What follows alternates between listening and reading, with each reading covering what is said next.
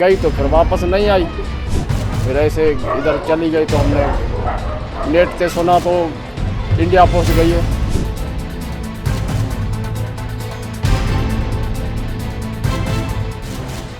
चार बच्चों को लेकर कथित तौर पर भारतीय प्रेमी सचिन के लिए पाकिस्तान से भारत आई महिला सीमा हैदर इन दिनों काफी चर्चा में है। पाकिस्तान से लगातार इस मामले पर प्रतिक्रियाएं सामने आ रही हैं। इसी क्रम में खुद को सीमा का मकान मालिक बताने वाले मंजूर हुसैन का बयान भी चर्चा में है। मंजूर के मुताबिक पाकिस्तान छोड़ने से पहले सीमा ने उनसे कहा था कि वो गाँव जा रही है। बताया जा रहा है कि सीमा पाकिस्तान के कराची में इसी जगह पर रहती थी। अभी भी ऐसा ही बोला, भाई हम जा रहे हैं गाँव, 3-4 दिन हमारे सामान का ख्याल रखो, फिर हम वापस आ जाएंगे। गई तो फिर वापस नहीं आई। सीमा के मुताबिक एक ऑनलाइन गेम खेलते वक्त सचिन से उसकी दोस्ती हुई थी, जो धीरे धीरे प्यार में बदल गई। PUBG पे इसका कोई राब्ता हो गया, फिर ऐसे इधर चली गई तो हमने नेट से सुना तो इंडिया पहुंच गई है। हमारे को तो यही पता है।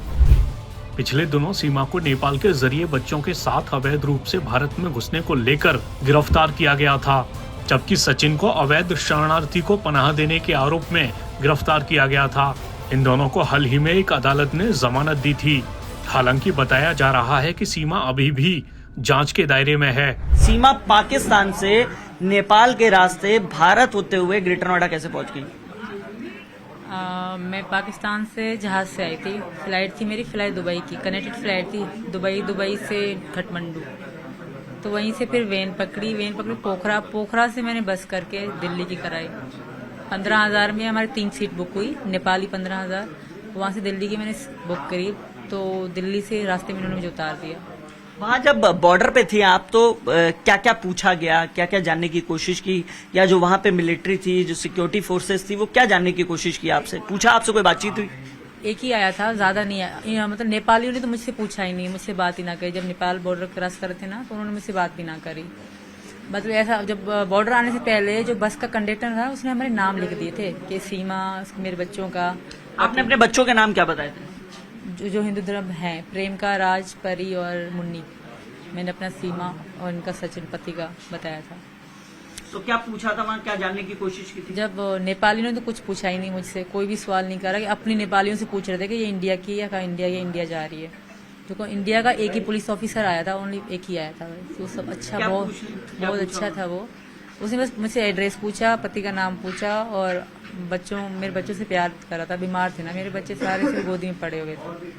इससे ज्यादा उन्होंने कुछ सवाल नहीं करे। वो बहुत अच्छा इंसान था, शायद बस यही। उन्होंने कार्ड वार्ड कुछ नहीं पूछा मुझसे।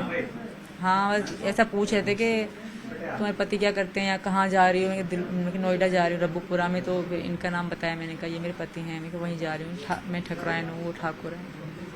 इससे ज्यादा उन्होंने सवाल ना करे। और बस सब। कितने दिन ट्रेवल रहा? आप कब चली थी पाकिस्तान से, किस तारीख को चली थी? मैं 10 मई 4 बजे चली थी। 10 मई 4 बजे। और फिर यहाँ आई है 13 तारीख को, यानी 3 दिन लगातार सफर रहा है। जी सर। तो पहले यहाँ से दुबई गई, दुबई में तो आपके पति भी थे ना? वो तो सऊदीया में है, पर मैं दुबई में थी।